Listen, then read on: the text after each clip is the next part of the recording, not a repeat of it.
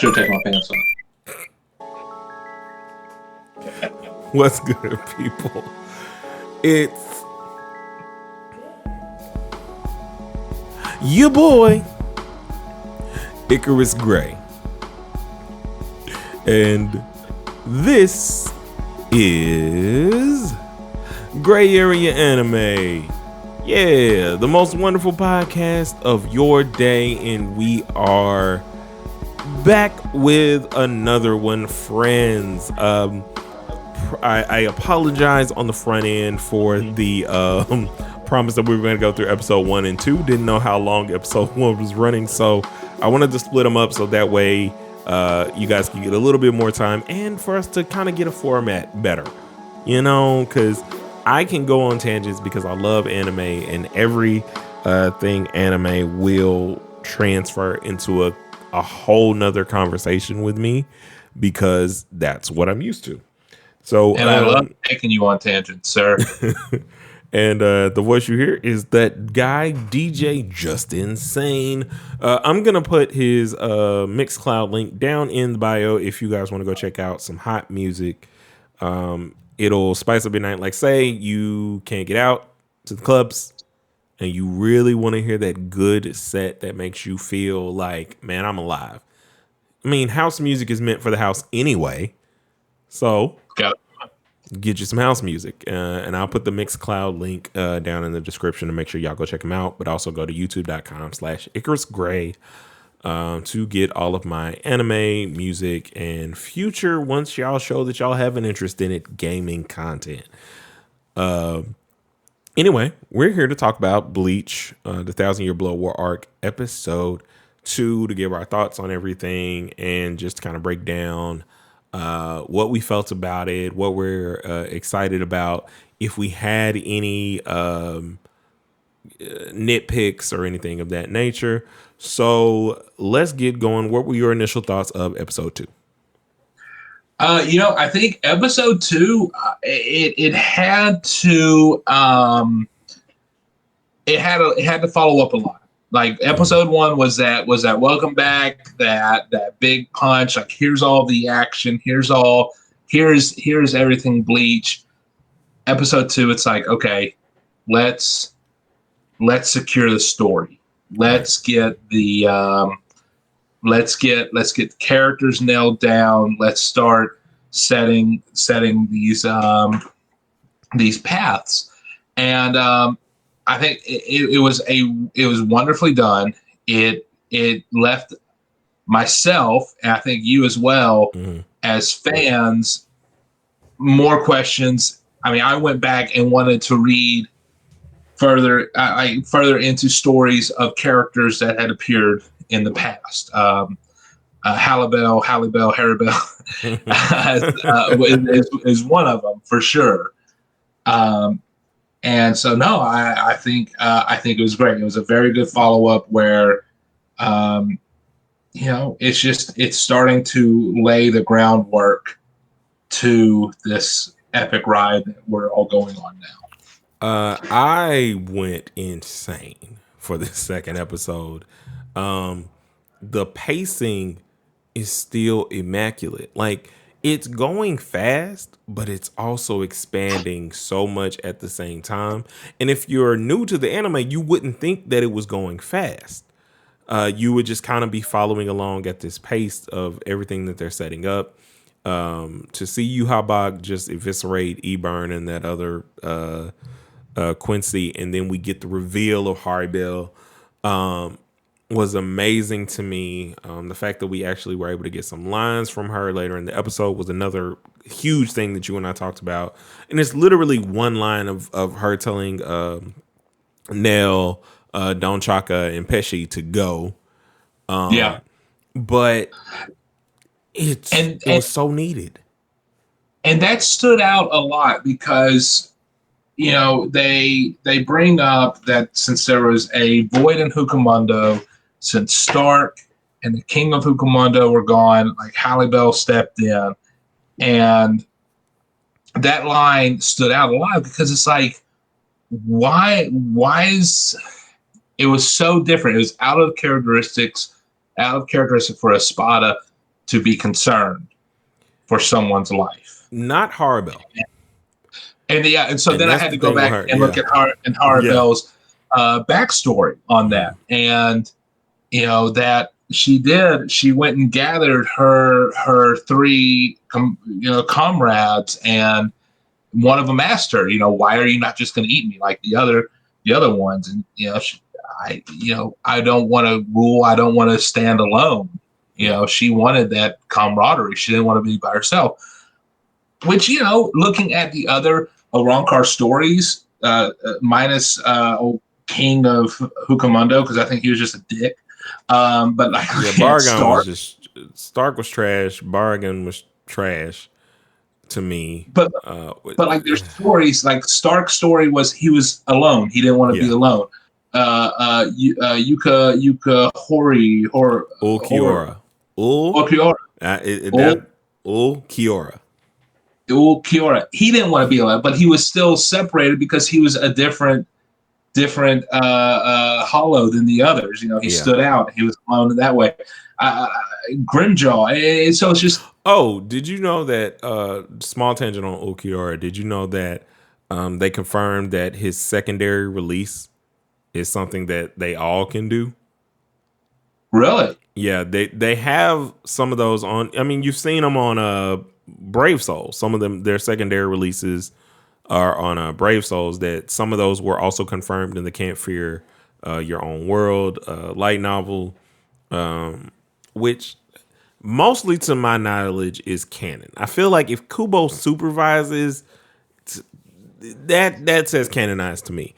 Where we get more explanation of what happens to Haribel after the 1,000-Year Blood War arc, or at least after this general. I can't even say what happens to her because it's technically still a spoiler. But anyway, she's all right. She's back ruling by the end of this, because this is literally the last time we're gonna see her.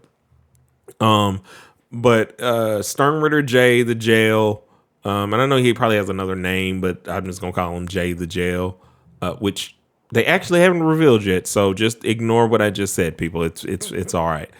I didn't say what his power was, but that is his name, or that's the name of his Van der Reich. Which I'm mad that I said that so extra German there, but whatever. It needs to be. We're gonna stumble over all the other names. It'll show your German my roots lineage. Your roots. But ultimately this episode was just immaculate in terms of the setting. I love all of the color corrections. Like Nail's hair. Yeah. And there was emotion in that scene. It wasn't just this funny, like, you actually felt where Nail was coming from, and the fact that normally when she's crying like that, it was a game during Wakemundo. But when she really is crying to Ichigo about stuff, that's when things kind of changed, especially in Wakemundo, but especially here, where we already know Ichigo and the fact that, no, these people are my friends. I mean, these people didn't want to kill me.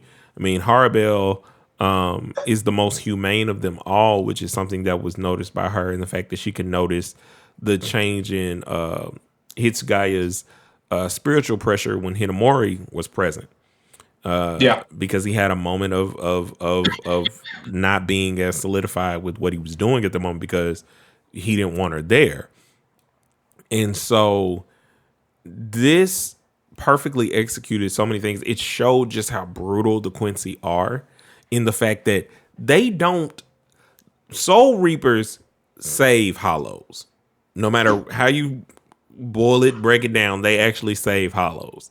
When they cut the hollows up, it doesn't send them back to Wakemundo. It's majority of the time, I believe, sends them to Soul Society or cleanses the soul. So, it doesn't erase them completely. You could tell by Sternritter J that they just don't care. No. Like, the best part, though, was seeing Aizen's attendants, as I will call them, like once again gets smacked around, like, because why? Like, you didn't, you made the dumbest decision ever when you attacked Orihime in the first place. Like, for human jealousy, like, it doesn't even make sense. You had no real reason for actually attacking her other than that just being a trope of jealous girls in anime is let's bully somebody. Like, why? We don't even know what her power is, but let's bully her. Right. So seeing the Trade Bestia show up was another really cool thing. Like that, the way they orchestrated the fight scenes, the darkness of Wakamundo, which is accurate.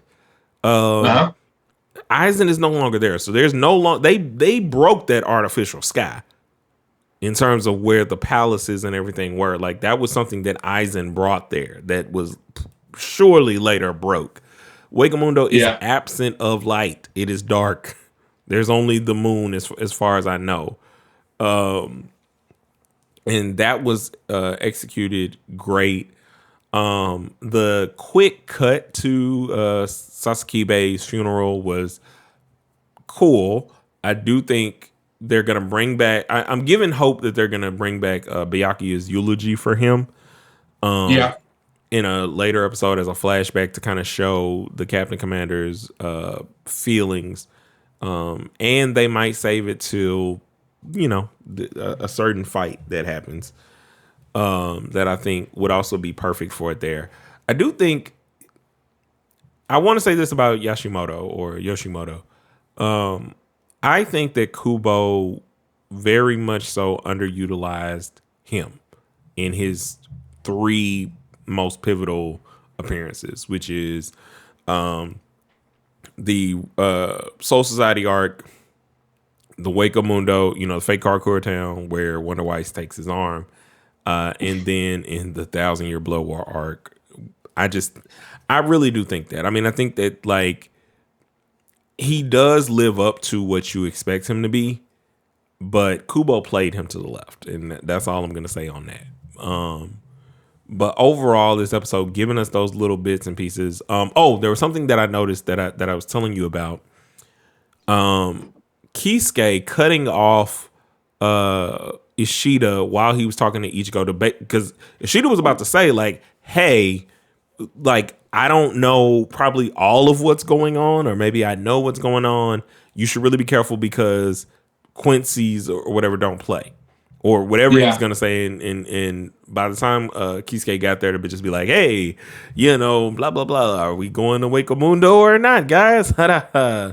I think at that point, given the mind of Kisuke, he was already 10 steps ahead in terms of like planning some things down the line for them.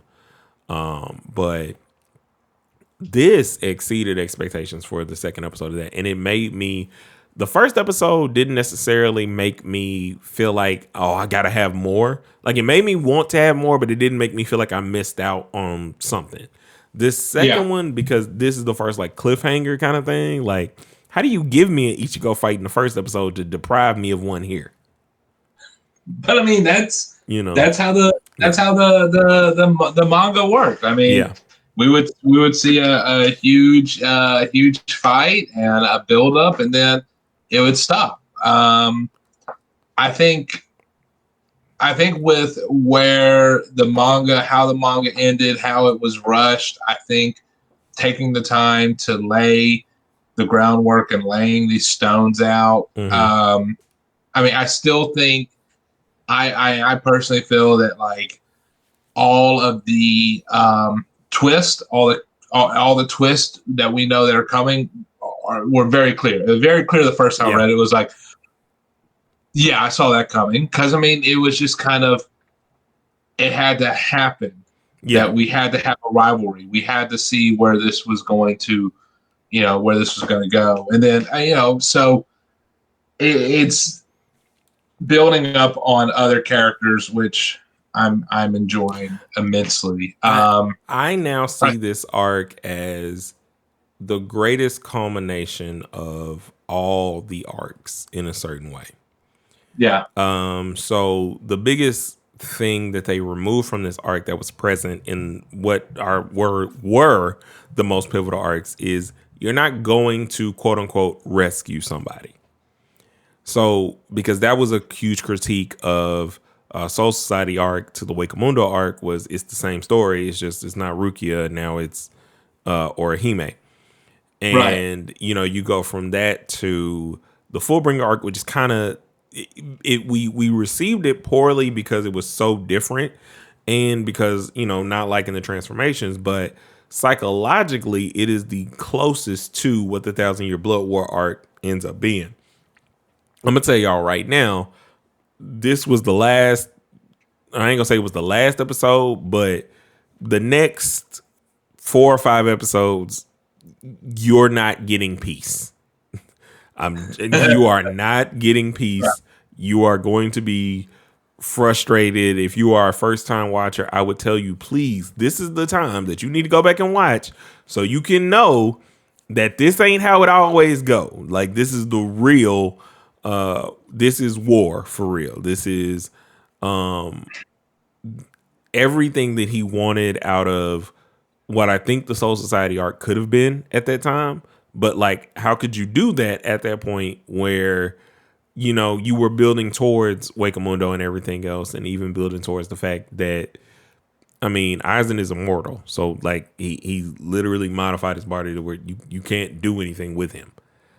And that's something you find out, you know, when he's sentenced or whatever. So I'm not giving you any spoilers to something that's like later on down the line. But man, So one thing I've been actually really enjoying, this is just like a small little, like, all right, is I'm appreciating Ichigo's look.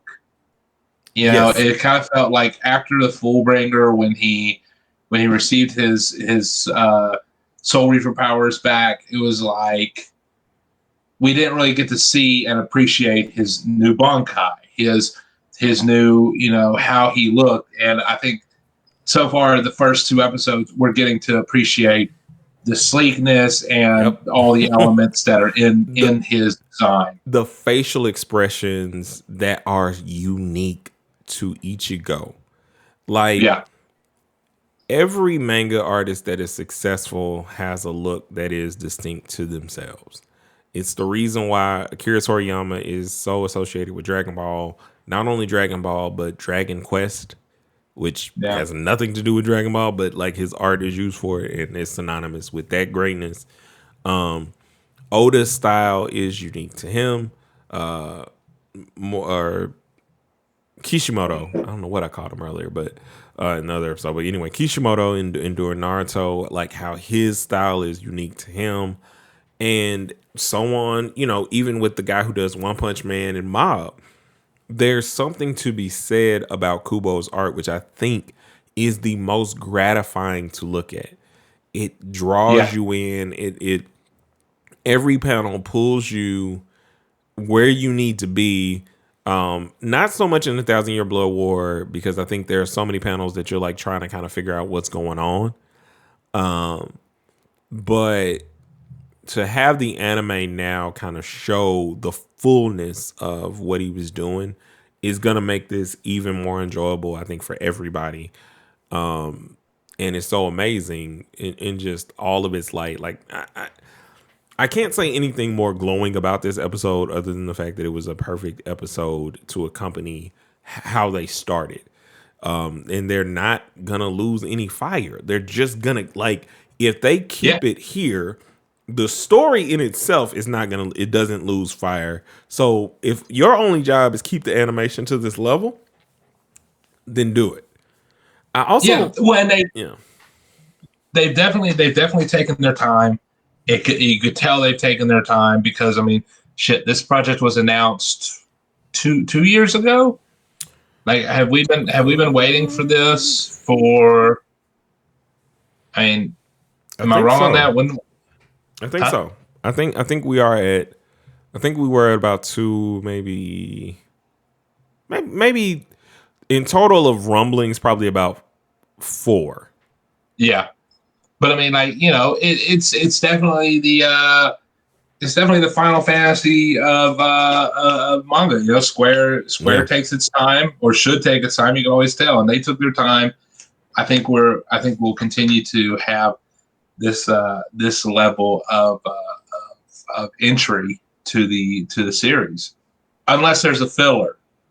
And as I said on the last episode, if they put a damn filler in this, I'm coming up to you and we'll watch it live. And I will be very disappointed with it. I don't see it only because, and I'll express this once more, they're not playing around this time. Like, I know that they understand what it is they have in their hands, and there's no more new material. So there's no reason. There's the only reason that they would have to go slower and add filler arcs like what they did back then is because they were animating so fast because, again, this is big 3 stuff. Like, there are multiple times currently, going on with One Piece and currently going on with Naruto where the manga would not have enough material, so they would have to do filler for a season or a year to get 25 or more chapters worth of material to go off of. Yeah. If y'all throw filler in there now, that's y'all are literally admitting that you just want to be lazy or money grab. No, you're absolutely right on that because you look at where anime is starting now. I mean, we look at Chainsaw Man, Kaiju number 8. I mean, there's already 2 parts of these mangas already out. There's already full arcs done that they're able to. And I mean, I think the last one that we saw try to get turned out like that was Boruto, and we all know how Boruto is, and we know how I feel about Boruto. The funny thing that makes it hurt about Boruto, just to like kind of not put a bow on it, but just kind of explain my disdain for it. Dragon Ball Super was mangaless. Yeah. And it's good. And they did the manga after to like kind of streamline and make the story like so Toriyama could kind of do what he wanted to do with the story in a better way and kind of build the fights out in his style. Yeah. Boruto, because they didn't have anything and then they were starting the manga, I think kind of with it, but at the same time under the same Dragon Ball Super, which I think is like monthly. I think it's like once a month. Yeah. And so with that, the problem with Boruto was because you didn't have anything to work with it, you didn't know where you were going, and you didn't want to start with the movie that had already come out, which was that and the 1,000-Year Gaiden or Senior Gaiden, whatever it's called, that I really enjoyed because it was the last thing that Kishimoto did. You didn't have anything to work with, so you just thought that After School Special was the best way to go. And you do realize that Naruto was only an After School Special and fillers, and that it got real serious 5, if not 3 episodes in when they went on their first mission. Yeah. And fight one of the swordsmen, one of the mystic swordsmen. Like, there was not a lull for them. Like, everything seemed to be about like, oh, well, do you like them? What's the power of friendship? We like you going to school together. Ha ha ha. Boruto. Ha ha. And I just think that. Well, I mean, even now, the reading the manga, I caught up on the most recent release. It just always feels like the manga is just a, oh yeah, well F you. Like here's something else that's just gonna make 0 sense. Like this shithead can fly now. It's just like, why? Why? No why sense. do we need this? Why? Anyway. Sorry, I don't know how we ended up on this. Well, we ended on that, I think, just because these are the ways you kind of like have to build on a series, and I think that they're doing a very good job overall with their pacing and everything else. Whereas those animes that we mentioned outside of Dragon Ball Super, had issues with that. Bleach is not going to run into that, I don't think. I think they understand where they stand. The same thing with like Chainsaw Man. Like if Chainsaw Man is probably going to win Anime of the Year, I don't like, as much as I would say Bleach could, they're not going to do it because the story of Chainsaw Man is just, it's more compelling. But do you have any final thoughts on the episode, and then we can get into like what we thought of Chainsaw Man real quick? Yeah. So I mean, final bit. Yeah, still super excited about the series. Still super loving everything about it. It is making me excited. I'm ready for the that Empire Strikes Back moment. Yeah. Where we have to have that. We gotta have that loss. Yeah, we're gonna have that loss, and that's going to, like you said, like enjoy it now, because in the future, these ain't no punks. These ain't no punks. This is the season. Like if they split this in half and do like 25, then they take a break and come back with the next 25. You're not getting, like, I know that they teased it in the they teased a lot of things in the intro. I don't know how much of that they're actually going to get to. I definitely don't think that they're going to get to what they tried to show in the intro, which is like via flashback that I don't think they're going to get through failure and then success. That just, I don't see that, but they might. But overall, hey, one thing I do want to hit on real quick, because you brought this up, I think in the last episode, where you weren't really sure what the time jump was between. Full bring. Yeah. So I have the episode running in the background right now, like on screen. I looked up the scene in Ichigo's bedroom.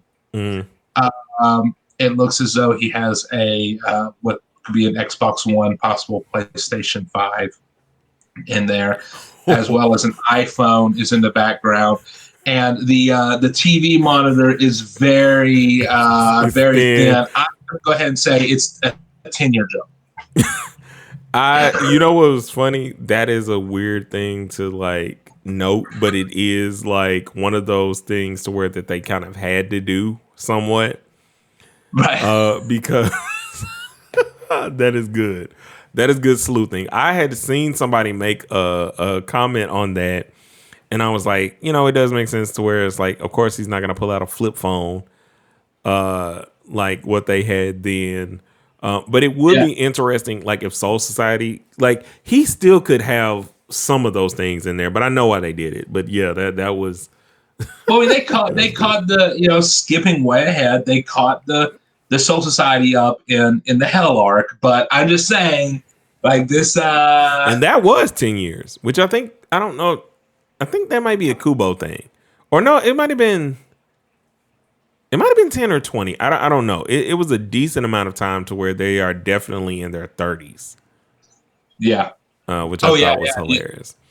Yeah, you're right. Yeah, but no, wonderful, wonderful, wonderful time. Can't wait for the next episode. The TV actually just restarted, and the very first episode is coming on with Astrid as the intro. Good old Astrid. Do you have any predictions for how many chapters they're going to do next episode? We started with 5. They went down to 4. I'm gonna go. I'm feeling a strong 3, potentially 5 if they're trying to push it. But I don't know. I think they're gonna try to start like kind of slowing down the pace or speeding up the pace so they can start elongating these fights. Yeah, without reading ahead, because I am trying to make it a point to watch, then read again. And to be clear, I've read through it twice already. So without looking ahead, I don't know, man. I just don't know where the pacing can take us, because I mean they are ending very well, kind of in stride with the chapters on very epic endings, very good,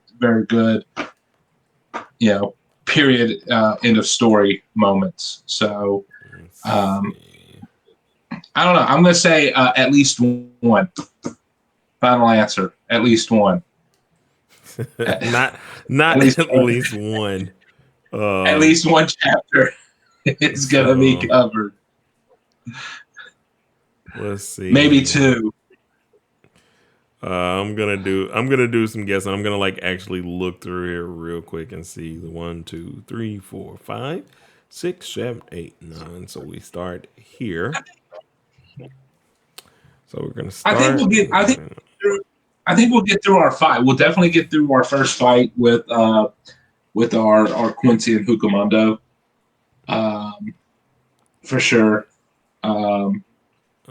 Seems like from their point of view, we would start in Soul Society and then go to Wakamoto, which I think they're probably gonna maybe flip around. Okay, so they start there. Let's see. I'm gonna stick with, let's see, that 1, 2, and 3 would be this one. Let's see what 492 has to say.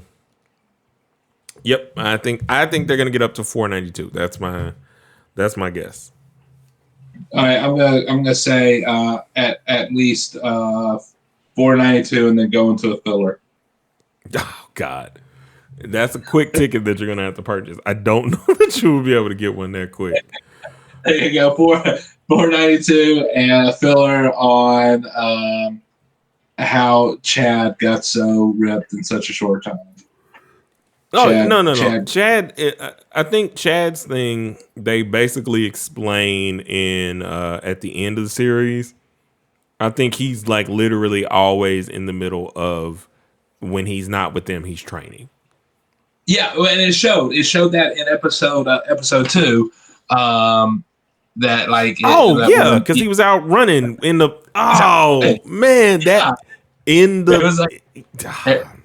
everybody else was sulking. Everybody else was being all emo because it's still cool, and he was getting his road work in, as they call it. Yeah, he's like, yeah, I need to go. I need to get ready for all this. So yeah, Chainsaw Man. That's what we're doing. Yeah, Chainsaw Man. Chainsaw Man is wonderful. I think beautiful. Beautiful. I looked at all of the anime. I've watched a lot of the anime for this season, way more than I did in our prediction episode. God, these animes, it's a whole nother level. It makes me feel like I've never really watched anime, even though I know I have, and there are beautiful moments and there are progressions. My favorite episode of One Piece is where Luffy punches the celestial dragon, because the art in that episode is amazing. Something that even you would enjoy. I might just send you that clip. I'll be like, if you do nothing, just get here. But they took this anime and brought it to life. I don't see very many differences between the manga and the show. But I also haven't gone back to kind of read and see what they left in and what they kept out. I think I read the first episode, because they pretty much just did the first chapter. It was the first episode. Yeah. And I don't know how deep into the second chapter they went into the second episode, but it pretty good. Yeah. I will say that. Denji's fighting style was very well represented. Yes. In the second episode, very much so. And that's the thing. When I was reading. Oh this, God, I can't wait till they bring that back. Oh, I can't. As soon as you say I can't, when they did we become just best friends? That moment between them is I just now realized I need to read the new chapter of Chainsaw Man. I'll have to do that when I get off. Here. Oh shit! Is there a new one out, or did I already read it? 107. I need to read it. when reading the manga, like when I was catching up to everything, it was really emotional. I felt really bad for Denji. I felt that he was treated very poorly in every way, shape, and form, and they're doing a really good job at creating that same feeling with the anime. Like they are not giving this kid a break, and it really helps develop the story. Yeah, and that what he wants in life, what he's trying to accomplish in life. It makes it's kind of like what this author does so well more than anybody is shout out to Tatsuki Fujimoto. Or Fujimoto, because I always call the artist by their last name because we're not friends like that, and anime rules say you call people by their last name, not their first. But Fujimoto-san is excellent at basically giving visualizations to what fear does. He also takes all of these horror movie tropes and puts them like the amount of horror movie knowledge you would have to have, or just movie knowledge you would have to know all of the shots that he's copying and referencing and things of that nature is crazy. Like he references Pulp Fiction in one of the shots. Yeah. And it's like the mind that he has in creating these scenes and the way the anime, shout out to Mappa, has done. Like I was blown away. Like I was like, y'all can do. I don't know who's doing Kaiju number 8. I think I do know. I think the studio that did Demon Slayer is doing Kaiju number 8. I think. Nice. I have to check that out to double check, but it emphasized everything about like if Oliver Twist had powers, right. His mother being gone, his dad committing suicide, and like the way his survival instinct manifested, the fact that he was kind to Puchito, which is definitely something that's gonna manifest later on. These intros, like I don't understand why anime intros are just like let's spoil everything. Are anime intros just for manga readers? That's what I feel like. I feel like the intros are just for us because, and technically it's like, oh, I see what they're telling me this now, because I don't feel like if you haven't read the manga like that, obviously none of these things will seem like spoilers to you. Oh, though, did you see in the intro when they show all of the Steinritter who's standing with them? Like the hugest of spoilers. Who's standing? Oh. And I didn't even notice until somebody said it to me. And I'm like, oh no, you're right in the front. Yeah. Like they didn't even, they are just like, here you go. It's way more elegant in Chainsaw Man's intro to know, like you literally have to have read to the end to kind of get the spoilers, whereas Bleach was just like, no, here's spoilers. And But at the same time, I mean, it's like we know who Ichigo and the Soul Society are fighting against. Mm-hmm. No big surprise that they were going to show up on that side of the fence. Again, and that's slightly a surprise only because of how hard they went with telling us this person was the last this, and now you've kind of like made it something different. I feel like even though I kind of get it and understand it, especially after the rain, when we get to the episode will be titled After the Rain. I'm pretty sure they're not going to change that. I hope that it's like 2 episodes, maybe 3. I could go with 3 episodes of that if you're gonna like maybe extend a couple scenes in Soul Society with certain characters that from Kubo's understanding knew him. And like, there are some weird things that he did with like all of this that we'll talk about one day, maybe in the next episode. But anyway, long story less long, we love Chainsaw Man. I can't wait to see more of it. I'm gonna do a breakdown, or not a breakdown, but a review for the channel of a lot of these animes. I'm not gonna like burn myself out, but I'm gonna try to do Bleach. I'm gonna try to do Chainsaw Man. I definitely maybe want to do Blue Lock, maybe, but because I love sports anime, obviously. And a couple others that I'm gonna try to like just do a review on why I think you should watch them. While with Bleach and Chainsaw Man, I'll do episode by episode reviews.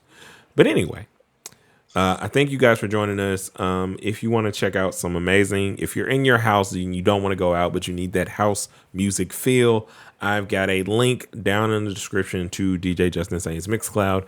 He goes live and streams there regularly. You'll have to check there for the schedule. But it is worth your time if you are about to have a party in the evening. Maybe like, you can use this as a soundtrack. And there are also tracks up there that Mixcloud keeps that you can play after that will also do a lot for our guest here. Thank you very much for that. Also, I mean, when I do go live, they do keep and publish the live recordings, so you will be able to go back and relive all the house goodness. And I appreciate the shout out on that for sure. These links, like I said, will be down in the description. And also make sure you go to youtube.com/Icarus Gray. All of the socials, as always, are in the description, so make sure you go follow us there. I appreciate you guys for listening and staying along with us. I hope that this episode was a little bit more coherent. Like, look, y'all, I have so much information in my head. It is often really hard to not go on tangents of all the animes that I watch. Like, I've literally read over, I think I did this one time. I know I've watched over at least maybe 5,000 to 6,000 or more episodes of anime. I know I've read over 10,000 chapters. I know I've done that. Like, that is by far the easiest thing that I've done in terms of like reading through Naruto, reading through Bleach, starting with Chainsaw Man. I read through Promised Neverland. I read through so many other different things. But anyway, that's enough extra, the bona fides, as they say. We'll see you guys in the next one. A 1 and a 2 and a peace.